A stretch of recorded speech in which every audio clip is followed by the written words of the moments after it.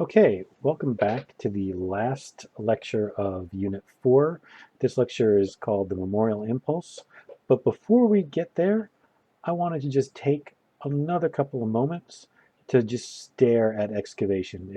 I've seen excavation in person. It's at the Art Institute in Chicago, and it's just a amazing work of art to see in person, and it's an amazing work of art um, to give a lot of time to, because one of the things I've discovered is that the more time you give to it, the more you see. It's a endlessly fascinating painting, and it's both.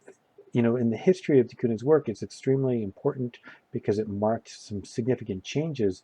But in other ways, it's kind of like a standalone piece because although it was about like a significant direction and change in direction, but most of the ideas that he kind of came up with here in this piece, he didn't really repeat.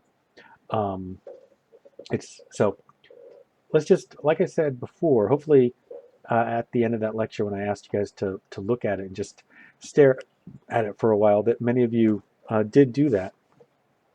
And let's do that a little bit more right now.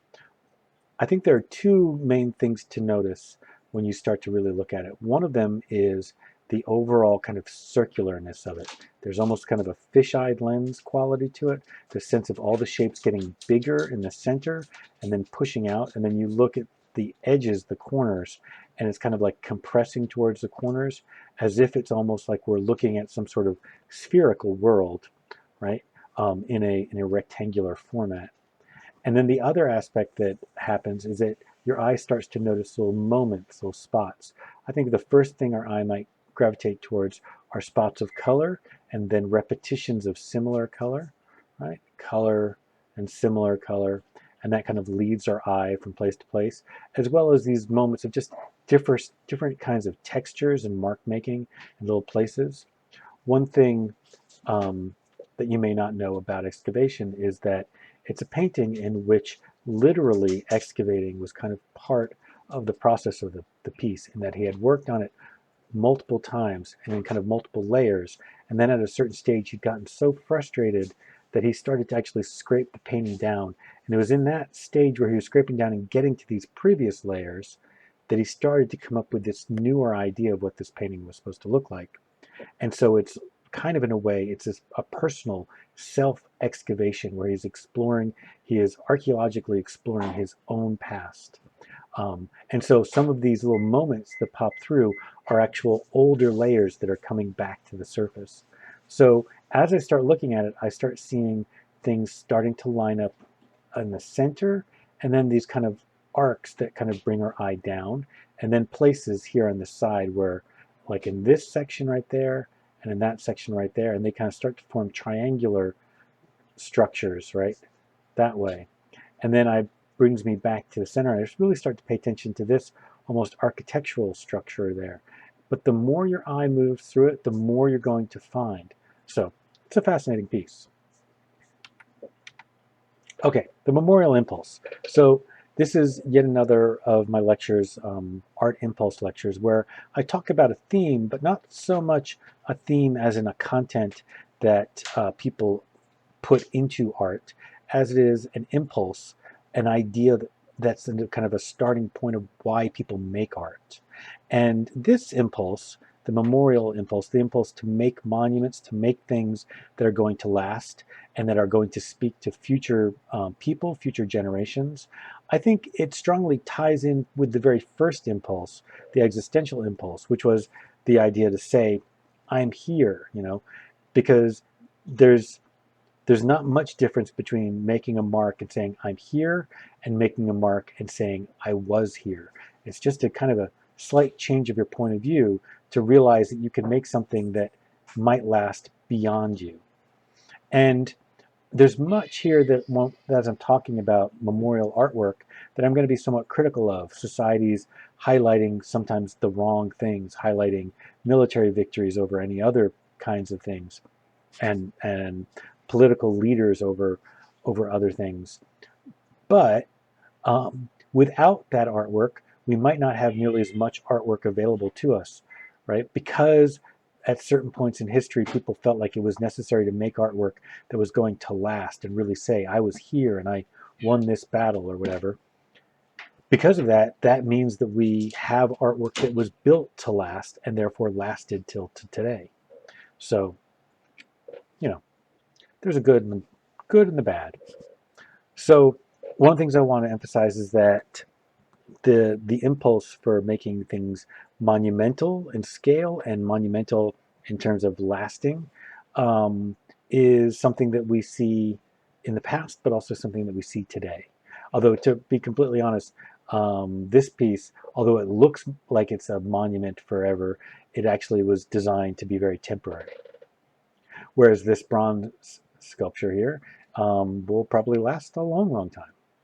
One of the fundamental reasons why people make monuments, make things, works of art that are designed to last forever, right? Memorials, is to celebrate military triumphs, right? We see that over and over again. And like I said, that may be a bad thing in some ways in terms of what it says about societies, but because of that, because of Naram-Sin and this stele, we have a great example of what Akkadian artwork looked like at that time period. So we have the Victory Stele and Naram-Sin, we have equestrian statues, we have Trajan's Column, which we looked at earlier when we looked at Roman art. And here is a more local example. This is the Nathan Bedford Forrest Monument in Forest Park in Memphis, which I believe has now been taken down. But this is before it was taken down. And I was at a conference where a group of artists gave a talk about a performance piece they did where they did a series of performances in front of the monument as a way of hiding the monument, basically creating the impression that the monument wasn't there to kind of get people to wonder, you know, do we need it here, kind of thing. But it's an equestrian statue. It's a statue about a war leader, an early founder of the Ku Klux Klan. So you could understand why some people were upset that it was still there.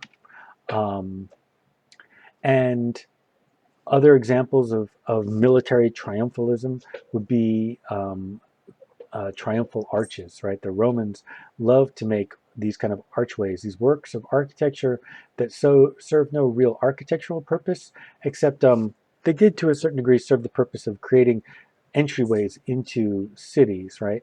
But the most important thing they served was as a means of them creating a document that states, I'm powerful and I conquered these people and I conquered those people.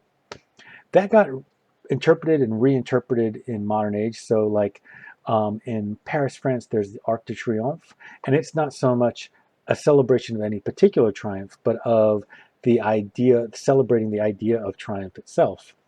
And then we have something even more subtle, the Gateway Arch in St. Louis, where it's not necessarily a triumphal arch, although it is definitely part of this idea of St. Louis being the gateway to the West, so the beginning of Western expansion, which is in some ways a form of celebrating triumphalism. Oh well, we can't escape it.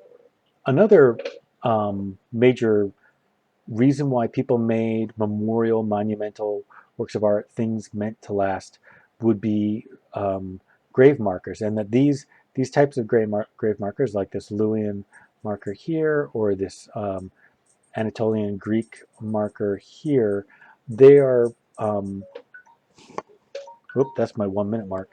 They are indicative, they're kind of the start of the tradition that we continue with gravestones.